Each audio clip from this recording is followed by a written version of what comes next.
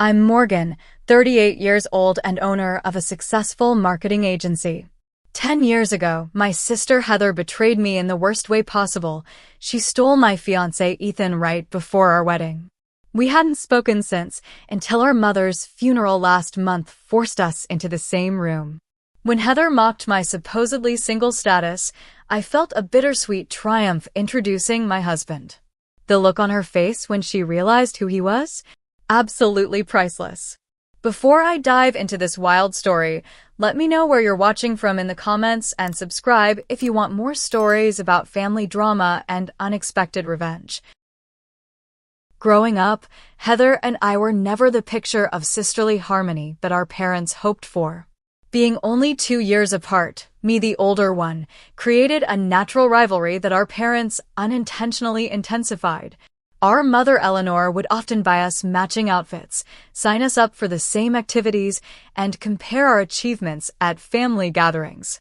Our father Richard tried to treat us as individuals, but the damage was already done. Heather developed this unsettling habit of wanting whatever I had. When I was 7, I received a beautiful porcelain doll for my birthday. Within a week, Heather had accidentally broken it. At 12, I made the middle school volleyball team. Suddenly, Heather became obsessed with volleyball too. When I was 16 and started dating my first boyfriend Jason, Heather, at 14, somehow managed to get him to kiss her at a family barbecue. The pattern was established early and continued relentlessly. Despite these challenges, I tried to maintain a relationship with my sister. I believed that as we matured, the competitive dynamic would fade. I was wrong. I met Ethan during my junior year of college. He was tall, charming, and studying business with plans to join his father's investment firm after graduation. We connected instantly over a shared love of classic films and hiking. Our first date lasted 6 hours, dinner extended into coffee, then a spontaneous walk through campus, ending with conversation on the steps of my apartment building until 2 a.m. Our relationship progressed quickly. Within 6 months, we were practically living together. Ethan came from money, the kind of wealth where vacation homes and private education were simply expected. But he wasn't flashy about it, which I respected. He talked about wanting to make his own mark in the world, not just live off his family name. I found that admirable. After 3 years together, during a weekend trip to his family's lake house, Ethan proposed with his grandmother's vintage diamond ring. I was ecstatic. We planned a wedding for the following spring, giving us about 10 months to prepare. That's when things started to shift. I introduced Ethan to my family early in our relationship, but it was during our engagement that Heather began inserting herself into our lives more intensely. She volunteered to help with wedding planning, offering to accompany me to vendor meetings and dress fittings. At first, I was touched by her apparent enthusiasm and support. I thought perhaps this shared joy might heal our fractured relationship. Looking back, the warning signs were all there. Heather would casually touch Ethan's arm during conversations. She'd reference inside jokes I wasn't part of.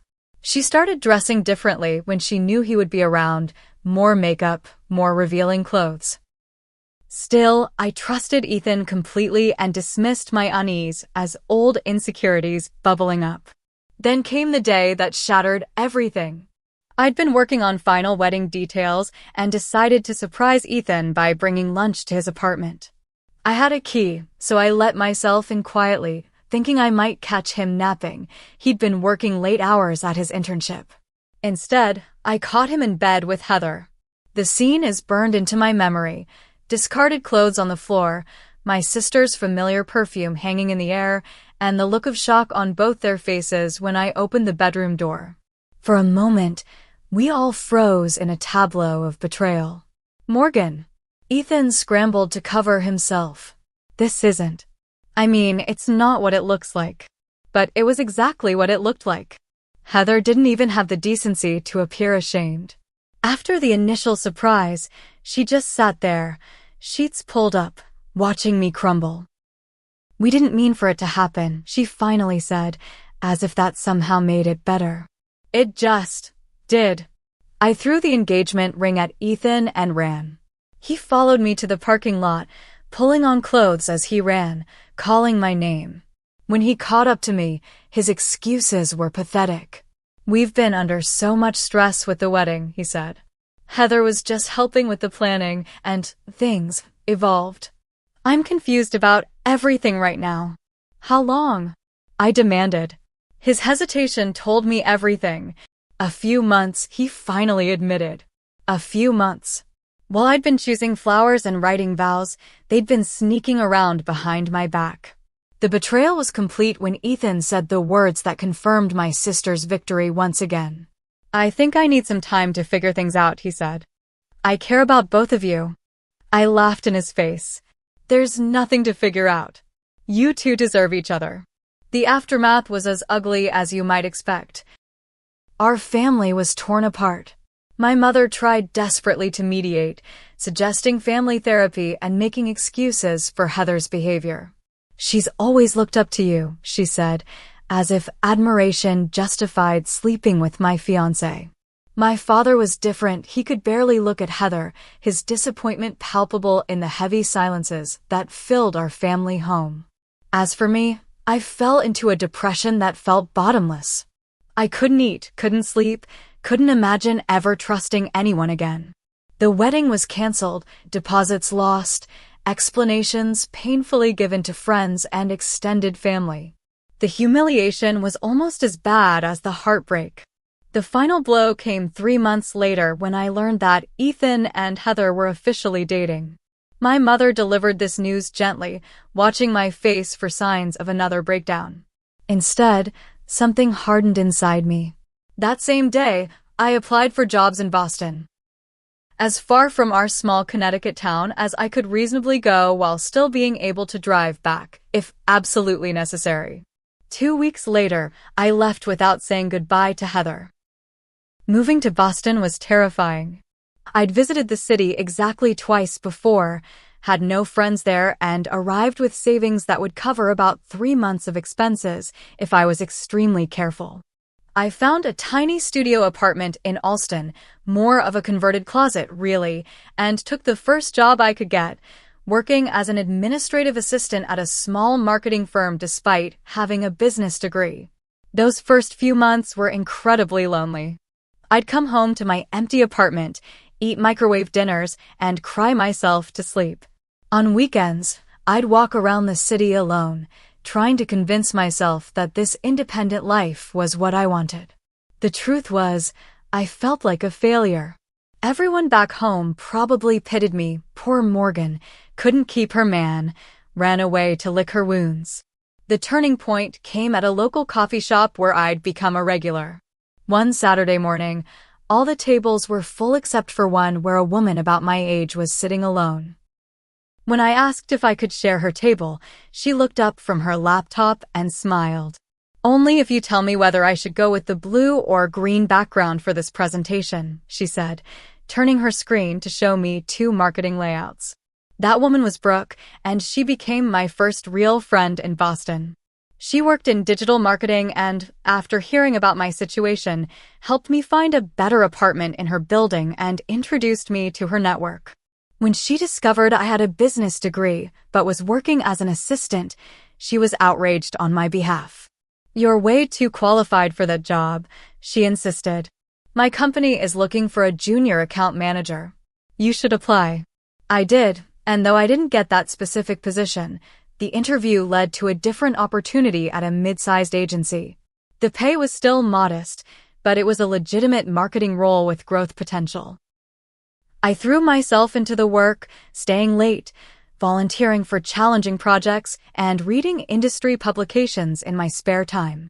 Work became my therapy and my salvation. Within 2 years, I'd been promoted twice. My innovative campaign for a local brewery caught the attention of larger clients, and I began developing a specialty in digital strategy for food and beverage brands. The more I succeeded professionally, the less I dwelled on what had happened with Ethan and Heather. I still had moments of anger and hurt, but they grew less frequent and less intense. For years into my Boston life, I attended an industry conference where I met Lucas, a creative director with complementary skills to mine. We hit it off professionally and spent the entire conference exchanging ideas about where digital marketing was headed. By the end of the weekend, we were seriously discussing starting our own agency. We could do everything these big agencies are doing, but faster and more personalized. Lucas argued over our third cup of coffee. You've got the strategic mind, I've got the creative vision. We'd be unstoppable. The idea was both exciting and terrifying. Starting a business meant risk, potential failure, and dipping into the savings I'd carefully built. But it also meant freedom and the chance to create something that was truly mine, something no one could take away from me. 6 months later, Morgan and Lucas Digital Marketing launched from a tiny shared workspace in Cambridge. Our first clients were friends of friends, small businesses with minimal budgets. We worked 18-hour days, handling everything from strategy to execution to billing. There were moments when I questioned our sanity, when the bank account dwindled and prospects didn't return calls. But slowly, steadily, our reputation grew. A campaign we created for a local craft brewery went viral, bringing attention from larger regional brands. By our second year, we had hired 2 employees and moved to a real office. By year 3, we had a team of 8 and a portfolio of impressive clients. The breakthrough came when TechFuture, a rapidly growing software company, hired us for a complete marketing overhaul. The success of that campaign put us on the map nationally. Suddenly, we were fielding calls from companies we'd previously only dreamed of working with. We expanded to a team of 20, then 30. Lucas handled the creative side while I managed client relationships and business development. By the time I turned 36, 8 years after leaving my hometown, I was co-owner of a thriving agency with offices in Boston and New York, financial security beyond what I'd ever imagined, and a confidence that came from building something substantial from nothing. The girl who had fled Connecticut heartbroken and humiliated had been replaced by a woman who knew her worth. I occasionally heard news from home through infrequent calls with my parents. Heather and Ethan had married 6 months after I left and quickly had 2 children. My mother always delivered these updates carefully, watching for signs that the information might wound me. The truth was, after a few years, it didn't. Their life seemed distant and irrelevant to the person I had become. I met Gabriel Hunter at the annual Tech Innovation Summit in San Francisco. Our agency had been hired to promote the event, and I was there overseeing operations and networking with potential clients. Gabriel was one of the keynote speakers, a brilliant entrepreneur who had built a revolutionary data security company from his garage and sold it for millions before starting 2 more successful ventures. I knew of him by reputation, of course. Anyone in the tech industry did. But I hadn't expected him to be so approachable. After his keynote, instead of disappearing with the other speakers, he mingled with attendees, asking thoughtful questions and listening intently to the answers. When we were introduced by a mutual connection, I was prepared for a quick handshake and pleasantry before he moved on. Instead, he engaged me in a 15-minute conversation about digital marketing trends and the challenges of building authentic brand voices in tech. Your perspective is refreshing, he said as we exchanged business cards. Most marketers just want to talk about metrics and conversions. You're thinking about the human element. 2 weeks later, his office called mine. Gabriel wanted to hire our agency for a major campaign launching his newest venture, a platform that helps small businesses protect their digital assets. The project was substantial enough that I became his primary contact, meeting weekly to discuss strategy and progress.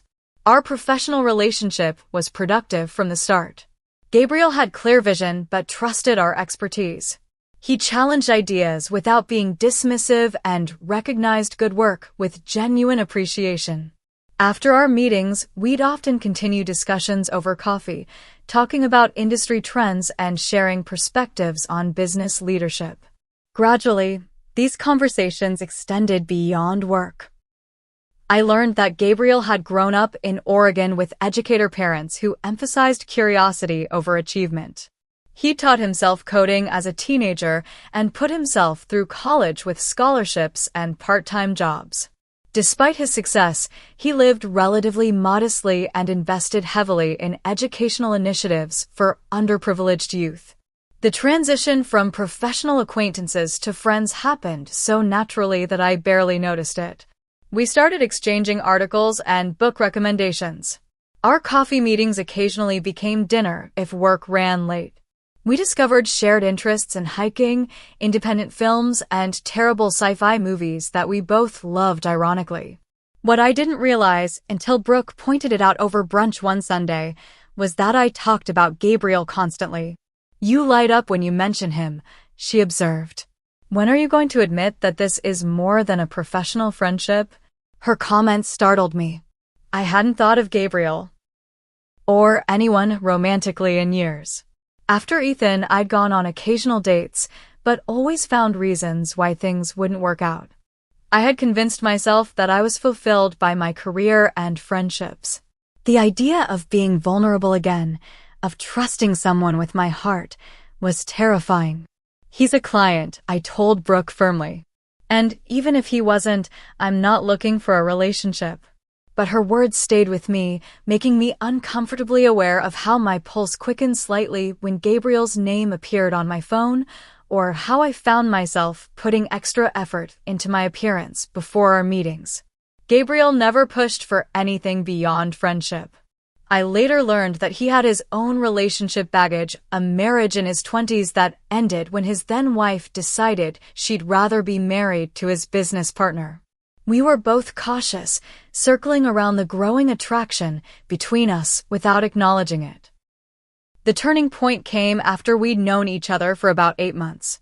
We were celebrating the successful launch of his new platform with dinner at a small Italian restaurant. The campaign had exceeded all expectations, and the wine and conversation flowed easily as we basked in the achievement. "I have a confession," Gabriel said as we finished our meal. "I've been dragging out this campaign with additional meetings that probably could have been emails." My heart stuttered. "Why would you do that?" His eyes met mine steadily. "Because I wanted to see you. And I wasn't sure if you'd still want to meet if it wasn't about work." The honesty of his answer disarmed me completely. This successful, brilliant man was admitting uncertainty, making himself vulnerable in a way that resonated deeply. I said quietly. "I'd like that very much." Our first official date was the following weekend, a day trip to a coastal town north of Boston. Without the structure of a business meeting, I was nervous, but the ease between us remained. Gabriel was attentive without being overbearing, interesting without dominating the conversation. By the time he walked me to my door that evening, something had shifted permanently. "I'd like to kiss you," he said. "But I also want you to know that I'm not in any rush. We can take this as slowly as you need." His consideration nearly undid me. I stood on tiptoe and pressed my lips to his, a kiss that started gently but deepened as years of self-protection began to melt away. Our relationship progressed with the same thoughtful intentionality that characterized Gabriel himself. He never pushed for more than I was ready to give, and gradually I found myself sharing parts of my past I'd kept hidden from everyone else, including the full story of Heather and Ethan's betrayal. "I'm sorry that happened to you," he said when I finally told him, holding my hand across his kitchen table. "But I'm not sorry about where it led you. If you hadn't moved to Boston, built your agency, we might never have met." The perspective was illuminating. For years, I'd seen Heather's betrayal as something that had derailed my life. Gabriel helped me see that it had actually set me on a different, and ultimately better, path. As months became a year, then 2, the relationship deepened into something I hadn't known was possible. With Ethan, there had been passion and compatibility, but also a sense that I was lucky to have caught the attention of someone from his world. With Gabriel, there was mutual respect and admiration. We were equals, partners in the truest sense. His proposal came on an ordinary Tuesday evening as we cooked dinner together in his apartment. There was no grand gesture, just a quiet moment when he set down the spatula, took both my hands, and told me he couldn't imagine his life without me. "I don't need an answer right now," he said. "Take whatever time you need." But I didn't need time. I'd known for months that this was right, that he was right. We were married 6 months later in an intimate ceremony with only close friends present. Neither of us wanted a big production. We both valued the commitment more than the celebration. We decided against having children, focusing instead on our relationship and careers. Gabriel's latest company was growing exponentially, and our agency continued to thrive. We bought a beautiful brownstone in Boston's South End and built a life filled with work we loved, friends who supported us, and the kind of partnership I'd once thought existed only in fiction. For nearly 3 years, that life felt perfect. I had everything I'd ever wanted and had genuinely stopped thinking about the past. I rarely spoke to my family aside from occasional calls with my parents, and that felt like enough. I'd made peace with the distance, both geographical and emotional. Then the call came that would change everything. It was my father who called with the news. His voice sounded older than I remembered, weighted with something I couldn't immediately identify. "Your mother has pancreatic cancer," he said without preamble. "Stage 4. The doctors are saying maybe 3 months." The world seemed to tilt sideways. My mother and I had a complicated relationship, but she was still my mother. The thought of her dying, of never having the chance to resolve our issues, hit me with unexpected force. "I'm coming home," I said automatically. "I'll make arrangements today." After hanging up, I sat motionless at my desk, trying to process the information. My mother was dying. I would need to return to Connecticut. I would see Heather and Ethan for the first time in a decade. That evening, I told Gabriel everything, not just about my mother's diagnosis, but about my fear of going back, of facing the past I'd so carefully walled off. "I don't know if I can handle seeing them," I admitted. "Especially now, when I should be focusing on my mother." Gabriel listened thoughtfully, his hand steady on mine. "You don't have to decide everything now," he said. "Let's just go and be with your parents. We'll navigate the rest as it comes." His use of "we" wasn't lost on me. Gabriel had never met my parents or seen my hometown. He had built relationships with many of my Boston friends, but had no connection to my life before. Yet here he was, unhesitatingly including himself in this difficult journey. "You'd come with me?" I asked. He looked surprised at the question. "Of course. You wouldn't go through this alone." We flew to Connecticut the following weekend. I'd booked rooms at a hotel rather than staying at my parents' house, a small buffer I needed for my emotional well-being. As we drove from the airport in our rental car, I gave Gabriel a tour of my past, my high school, the park where I'd spent summers, the downtown that looked smaller than I remembered. The hospital visit was difficult. My mother looked diminished in the bed, her always perfect hair now thin, her complexion gray.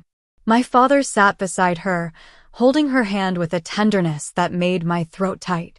They both brightened when they saw me, and there was a tearful reunion before I introduced Gabriel. "We've heard so much about you," my mother said, though we both knew that wasn't entirely true.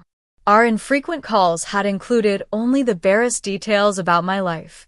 Gabriel was perfect, warm, engaging, helping to smooth over awkward moments with questions about their lives and gentle humor. I watched my parents respond to him, saw the approval in their eyes, and felt a complicated mix of emotions. Pride in the man I had married, relief at their acceptance, and a lingering hurt that they had tried to maintain relationships with both their daughters even after what Heather had done. We were just about to leave when the door opened, and Heather walked in with her 2 children, a girl around 9 and a boy who looked about 7. She stopped short when she saw me, an expression of genuine shock crossing her face before she composed herself. "Morgan," she said. "Dad told me you were coming, but I didn't realize it would be today." 10 years had changed her. She was still beautiful, but in a more polished, deliberate way. Designer clothes, Perfect makeup, the kind of blowout that comes from expensive salons. Her children were similarly well-dressed, standing quietly beside her with curious eyes. "Heather," I replied, my voice steadier than I felt. "These must be your children." "Emma and Liam," she confirmed. Then, with visible effort, "And this is my husband, Gabriel," I said, watching her eyes widen slightly. "Gabriel, this is my sister Heather." The introduction was painfully civil. Gabriel, unaware of the full history, was genuinely friendly. Heather was clearly thrown by his presence, but recovered quickly, asking appropriate questions about how long we'd been married and where we lived. The children were introduced to their Aunt Morgan with rehearsed politeness. Thankfully, the encounter was brief. We made our exit, promising to return the next day, leaving Heather and her children for their visit. In the hospital corridor, Gabriel squeezed my hand. "You did great," he said. "She was surprised I wasn't alone," I noted. "Maybe she thought you would be," he replied carefully. "People sometimes project their own expectations." The following weeks fell into a pattern. We extended our hotel stay indefinitely as my mother's condition deteriorated. I spent days at the hospital, sometimes with Gabriel, sometimes alone when he needed to handle work remotely. I arranged my schedule to avoid overlapping with Heather when possible, but some encounters were inevitable. During one such overlap, I learned that Ethan wouldn't be joining her until the weekend. "He's very busy at work," she explained, a brittle edge to her voice that made me wonder. My father and I had several long conversations during this time. One evening, as we sat in the hospital cafeteria while my mother slept, he apologized. "We should have taken a stronger stand when everything happened with Ethan," he said. "Your mother wanted to keep the family together at any cost, and I went along with it. I've always regretted that." "You were in an impossible position," I said, surprised by how much I meant it. "Still," he insisted, "you needed to know we were on your side." "I'm sorry we didn't make that clearer." These conversations with my father, combined with the precious final talks with my mother, began a healing process I hadn't known I needed. My mother, in her lucid moments, expressed regret for her attempts to normalize what had happened. "I thought I could fix everything," she admitted weakly. I was wrong. During her final week, she made a request that troubled me deeply. "I want you to try with Heather," she said. "Not for her sake, but for yours. Holding on to anger takes so much energy, Morgan." I couldn't promise her what she wanted, but I nodded, unwilling to cause her additional pain. She passed peacefully 2 days later, with my father and me at her bedside.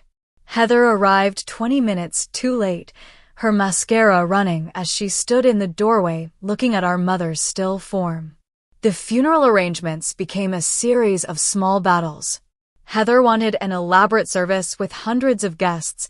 I argued for something more intimate, in line with what I knew our mother would have preferred. My father, grief-stricken, retreated from these decisions, leaving us to negotiate with minimal bloodshed. In the end, we compromised. The service would be medium-sized, but focused on close family and friends. I took charge of the program and music, while Heather handled the reception and flowers. We communicated primarily through terse texts and brief phone calls, maintaining the facade of cooperation while minimizing actual contact. The night before the funeral, lying beside Gabriel in our hotel room, I confessed my anxiety about the coming day. "I've been pretending to be stronger than I am," I said. "Seeing Ethan tomorrow, having to stand beside Heather as we bury our mother. I'm not sure I can do it without falling apart or causing a scene." Gabriel pulled me closer. "You are strong," he said. "Look at everything you've built, everything you've overcome. But strength doesn't mean you can't lean on someone else. That's why I'm here." His confidence in me was steadying. I fell asleep that night thinking of my mother's last request and wondering if there was any possibility of finding peace with the past. The morning of the funeral dawned clear and cool, the kind of perfect fall day my mother would have loved. Gabriel and I dressed in our hotel room, me in a simple black dress, him in a dark suit that emphasized his tall, athletic frame. As he adjusted his tie in the mirror, I was struck by a wave of gratitude for his presence. "I couldn't do this without you," I told him. He turned and kissed me gently. "You could, but you don't have to." We arrived at the church early to finalize details with the minister. Heather and Ethan hadn't yet arrived, and I was grateful for the reprieve. My father joined us, looking lost in his dark suit, his face gray with grief. I hadn't seen him interact much with Gabriel yet, but they fell into easy conversation, my father visibly relaxing as Gabriel discussed everything from baseball to the renovation of the church's historic stained glass. As guests began to arrive, Gabriel excused himself to take an urgent call from his company. "I'm so sorry," he whispered. "There's a situation with the European servers. I'll be quick." He stepped outside just as Heather arrived with her children. "Ethan wasn't with her, handling the parking," she explained. She looked impeccable in a designer black dress that probably cost more than my first month's rent in Boston, her hair and makeup flawless despite the occasion. The children were similarly well-dressed and subdued. "Everything looks nice," she said, surveying the flowers and program. Mom would have approved. It was the closest thing to a genuine compliment she'd offered since I'd returned, and I nodded in acknowledgement. "Your flowers are beautiful." She always loved lilies. An awkward silence fell between us. Emma tugged at her mother's hand, asking to go find her grandfather, and Heather sent both children off with instructions to behave. Alone now, Heather's demeanor shifted subtly. "So," she said, "I haven't had a chance to really talk to you. How have you been?" The casualness of the question, after 10 years of silence, was almost laughable. "I've been well," I replied simply. "Built a life I love in Boston." "Dad mentioned you have some kind of marketing company?" she probed. "An agency, yes. Digital marketing, primarily for tech and consumer brands. We have offices in Boston and New York now." I saw a flicker of surprise cross her face. "That's impressive. I always knew you were smart." Her tone suggested she hadn't expected this level of success, and I felt a small, petty satisfaction at having exceeded her expectations. "And you?" I asked, more out of politeness than genuine interest. "Still in Hartford?" "Yes, we have a beautiful home in West Hartford. Ethan is a senior partner at his father's firm now. The children are at Oakwood Academy. It's very exclusive, but Ethan's family has connections." Her emphasis on the material trappings of her life was telling. Before I could respond, she continued with a question that felt deliberately pointed. "No children for you? I would have thought at 38 you'd be worried about your biological clock." The comment stung as intended, but years of business negotiations had taught me to control my reactions. Gabriel and I decided against children. We're both fulfilled with our careers and our relationship. Heather opened her mouth to respond, but stopped as Ethan approached. 10 years had changed him too. His once lean frame had thickened around the middle, his hairline slightly receded. He still had the confidence of privilege, but there was something weary in his eyes that hadn't been there before. "Morgan," he said, extending his hand formally. "It's been a long time. I'm sorry about your mother." "Our mother," I corrected, shaking his hand briefly. "Thank you for coming." The awkwardness was palpable until Heather broke it by calling the children back over and arranging them in front of her like a protective barrier. "Emma, Liam, say hello properly to your Aunt Morgan." The children dutifully greeted me, and Heather placed her hand possessively on Ethan's arm. "We should probably take our seats," she said. "Family at the front, of course." As we moved toward the front pew, Heather glanced around. "Is your husband joining us?" "Gabriel, was it?" "Yes, he just had to take an important call. He'll be right in." Heather's lips curved in what might have been sympathy but felt more like satisfaction. "Work calls on the day you bury your mother-in-law? That's dedicated." "His company is dealing with a situation in Europe," I explained, though I didn't owe her any justification. "Well, Ethan made sure his entire schedule was clear for this week, she replied. Family first, always. Before I could respond, she continued in a lower voice, it must be hard attending family events alone. I remember how that feels from when Ethan and I first got together and some people weren't welcoming. The audacity of comparing her experience as the woman who had stolen her sister's fiancé to my situation momentarily left me speechless.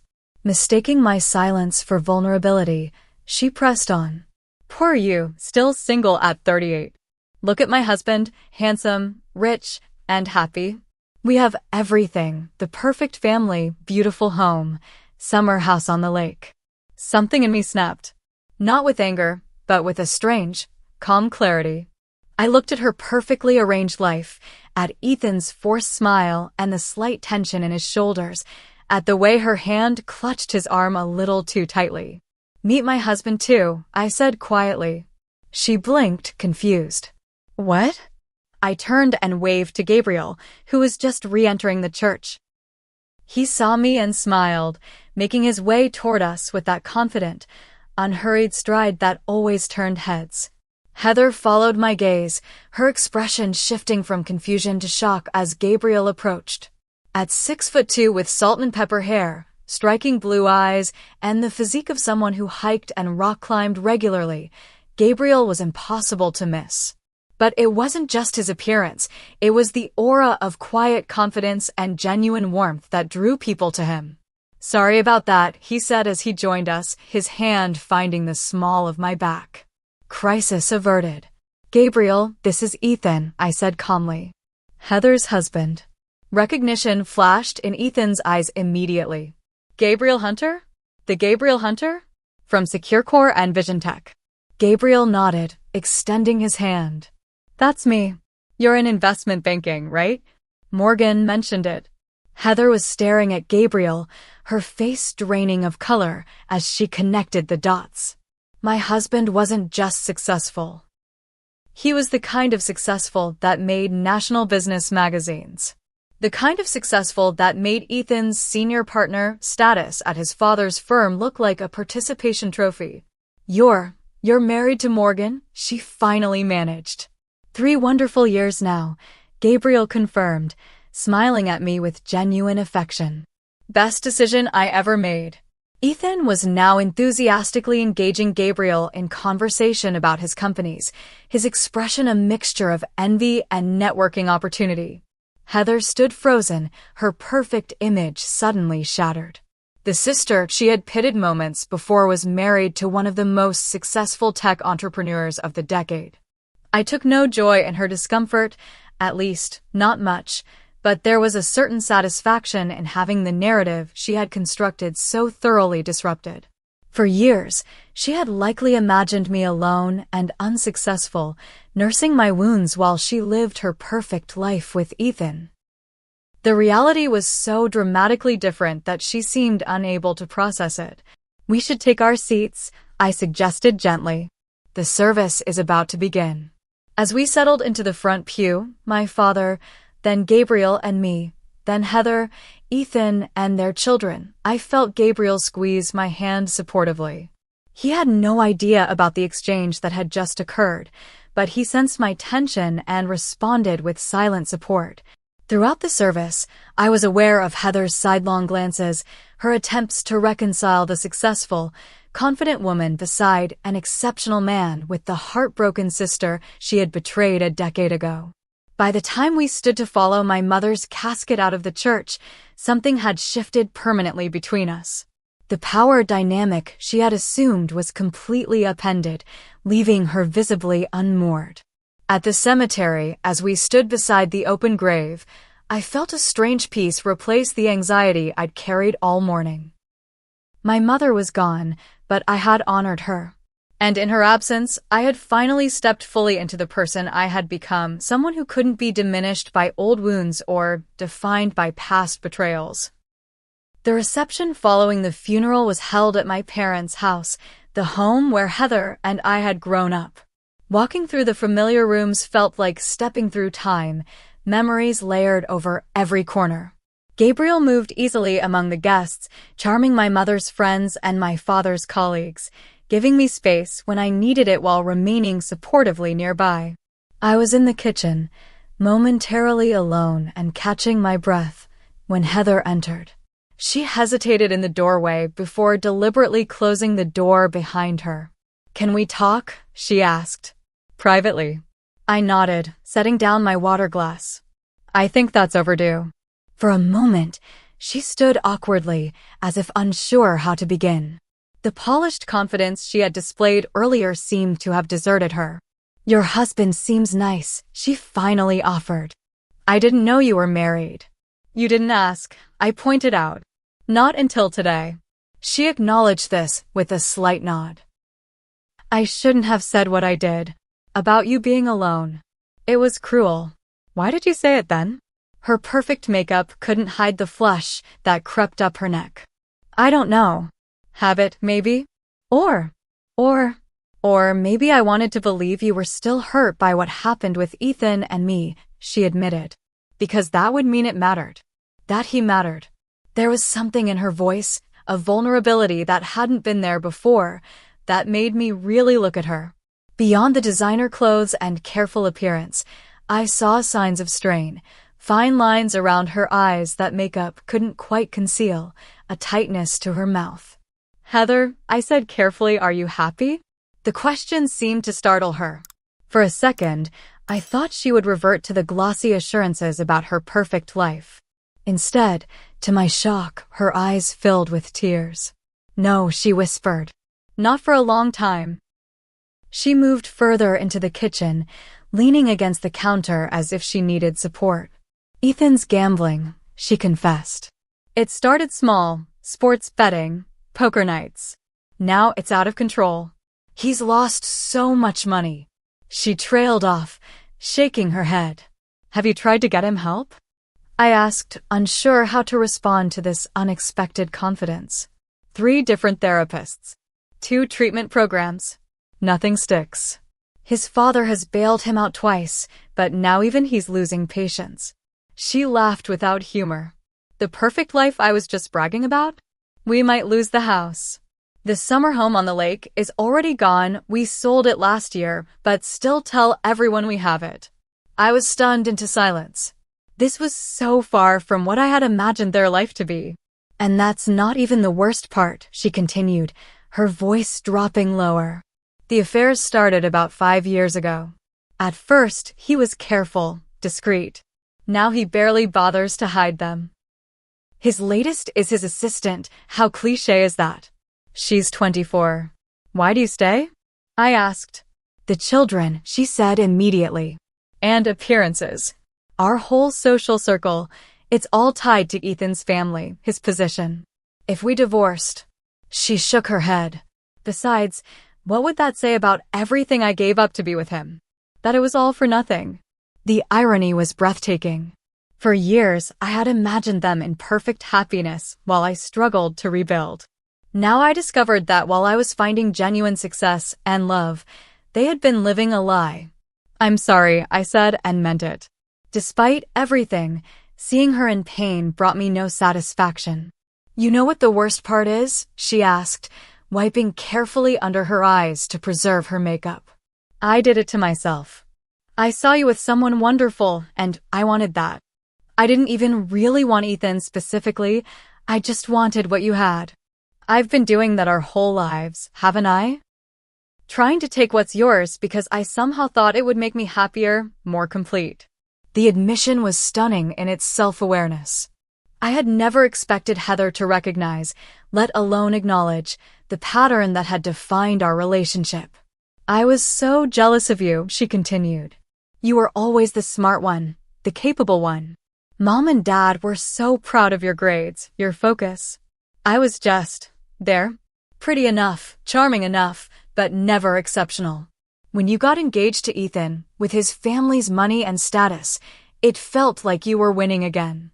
So I took him." She looked down at her hands. "I'm not proud of it." "That doesn't excuse what you did," I said quietly. "No, it doesn't," she agreed. "Nothing could. I've regretted it for years, even before things started going bad with Ethan. I've wanted to apologize so many times, but I didn't know how. And then more time passed, and it seemed impossible. We stood in silence for a moment, the sounds of the reception muffled by the closed door. "What will you do now?" I finally asked. She shrugged. "Keep pretending, I guess. At least until the kids are older." Then she looked at me directly. "I am genuinely happy for you, Morgan. Your husband seems like a good man. A real one, not just the appearance of one." Before I could respond, there was a knock at the door, and my father entered. He looked between us, concern evident on his face. "Everything all right in here?" he asked. "Yes," I said. "We were just talking."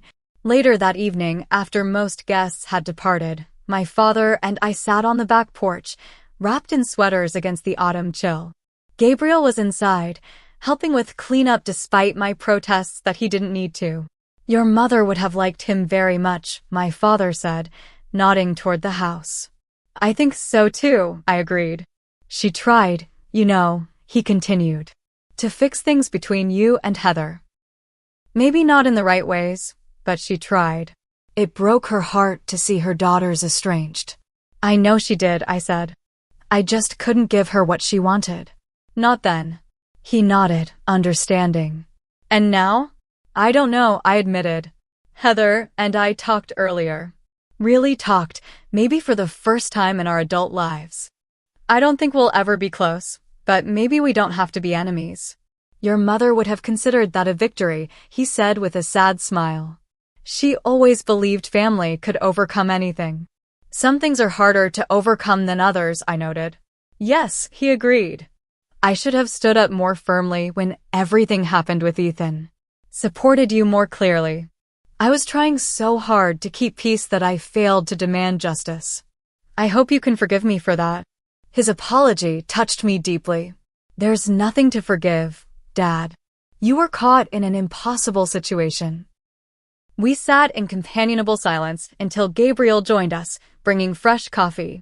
As the three of us talked easily under the stars, I felt a sense of closure beginning to form. Not the perfect reconciliation my mother might have wished for, but a kind of peace nonetheless. The next morning, as we prepared to check out of our hotel and return to Boston, I received a text from Ethan asking to meet briefly before we left town.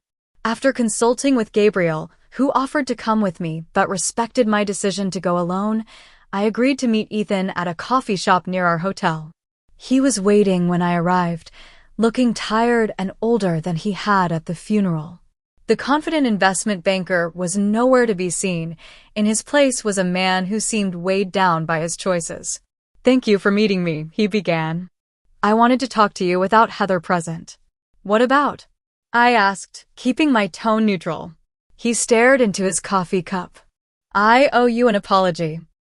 A real one, not the perfunctory thing I said at the funeral. What Heather and I did to you is unforgivable." "Yes, it was," I agreed. He looked up, perhaps surprised by my directness. "I've thought about it a lot over the years. About how differently things might have turned out." There was something in his tone that made me uncomfortable, a hint of what might have been, as if he were imagining an alternative life where he had chosen me instead of Heather. "I'm not interested in hypotheticals, Ethan," I said firmly. "What happened, happened. We've all moved on." "Have we?" he asked. "You seem to have done well for yourself. Better than I would have expected." The backhanded compliment irritated me. "What does that mean?" He backpedaled quickly. "Just that, you've clearly thrived. Great career, successful husband. You've done really well." "Yes, I have," I agreed. "Though not in the way I planned when we were together." He nodded, seeming unsure how to continue. Finally, he said, "Your husband, he's quite impressive. Gabriel Hunter is a legend in investment circles." "He's much more than his success," I said pointedly. Ethan had the grace to look embarrassed. "Of course. I just meant, well, you clearly traded up." The crassness of the statement was so typical of the man he had become. I stood, gathering my purse. "I didn't trade anything, Ethan.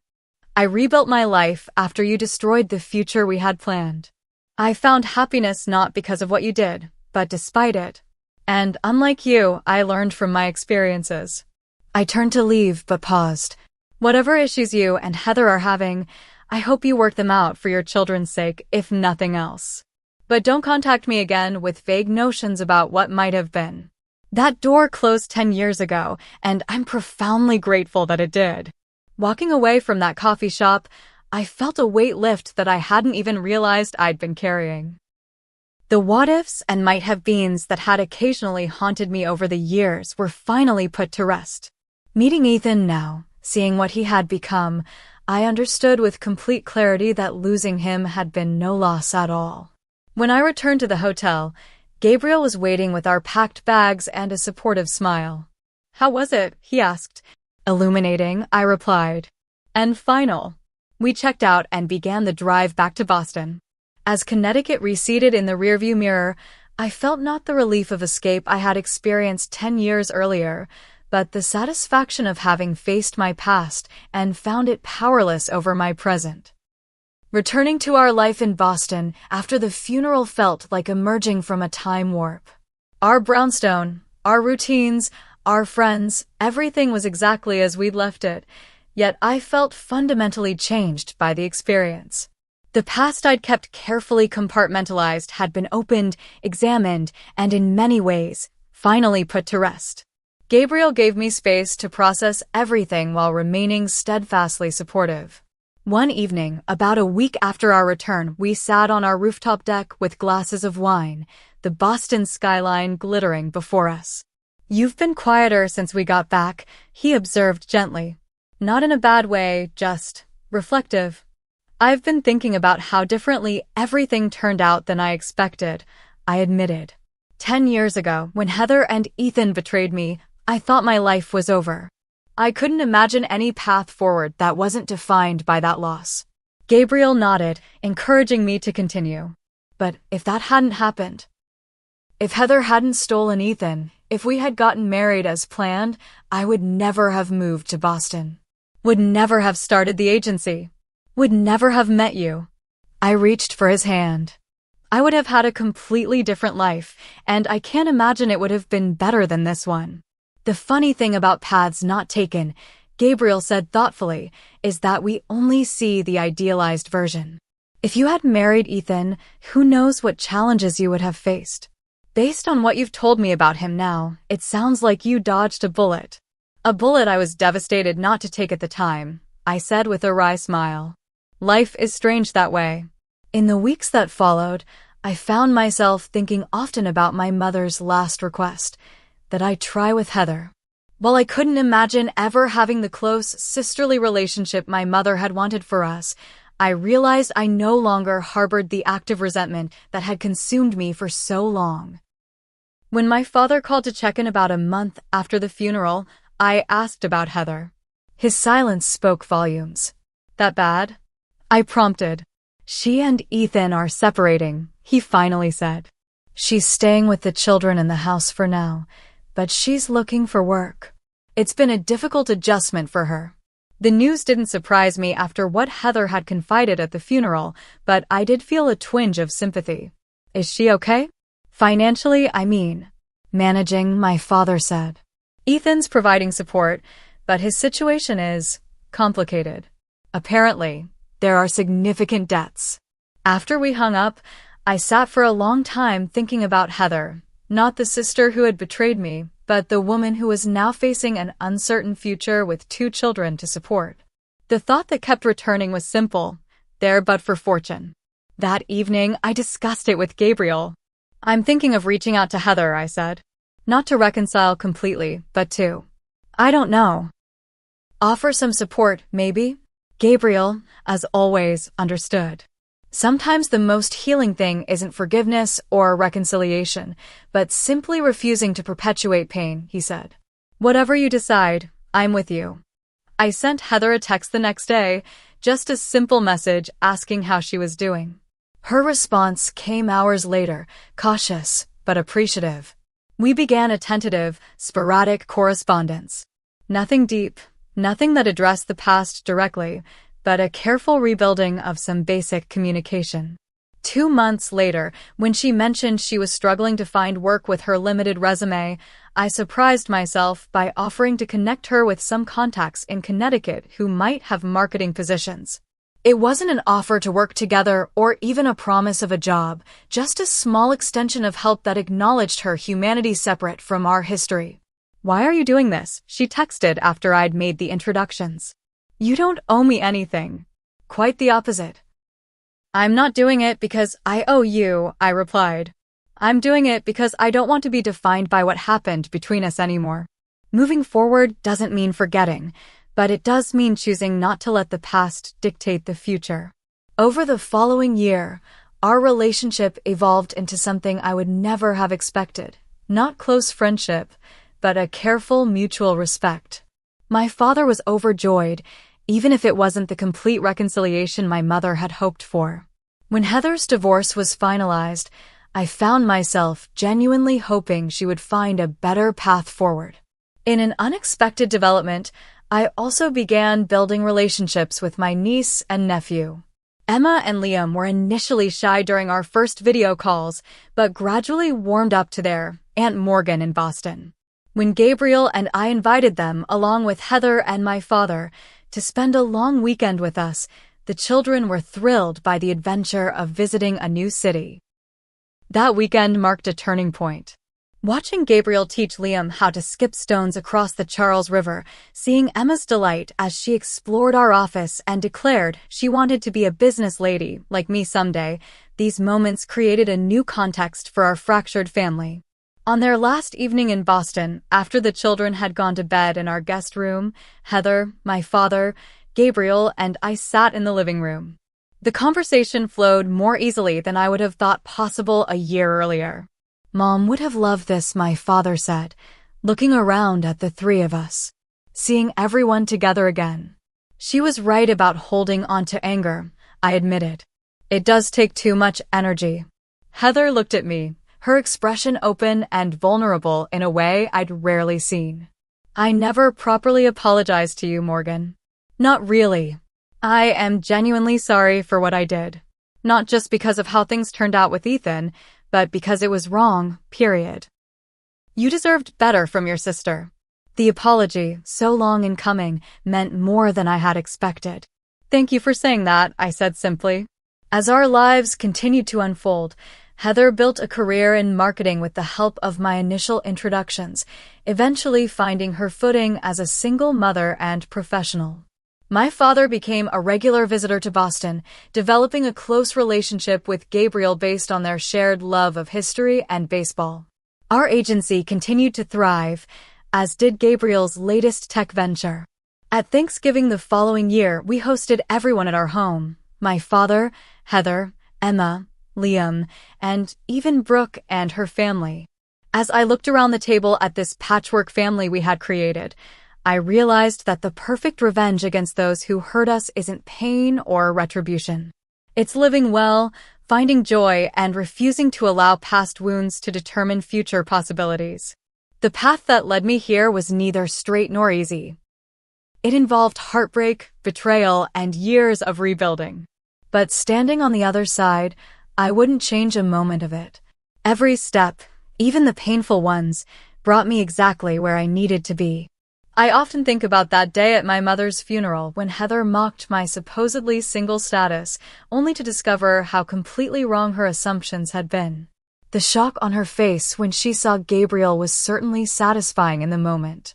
But the real victory wasn't showing off my successful husband or proving that I had won after all.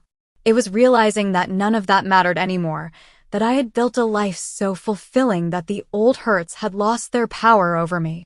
If you're watching this and dealing with betrayal or heartbreak of your own, please know that the path forward exists, even when you can't see it yet. The life you rebuild might look nothing like the one you planned, but that doesn't mean it can't be beautiful, meaningful, and even better than what you imagined. Have you ever experienced a betrayal that ultimately led you to something better, or found yourself forgiving someone you never thought you could? Share your story in the comments below. And if this resonated with you, please like, subscribe, and share with someone who might need to hear that healing is possible, even after the deepest wounds. Thank you for listening to my story, and remember, sometimes the most unexpected detours lead to the most beautiful destinations.